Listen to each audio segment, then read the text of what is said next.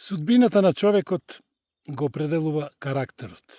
Тоа е главната конструкција на кој се прикачени оптимизмот, песимизмот, широка душа, себичност, лошотилокот, добрилокот, све. Интелигенцијата не го прави среќен човекот, ниту добар.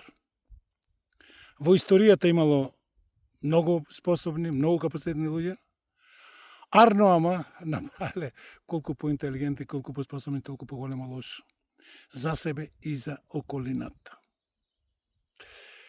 Она како волкот,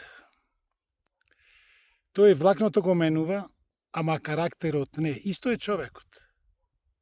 Ова го кажувам затоа што ми се чини од роѓење до сега, јас сум во суштина истиот.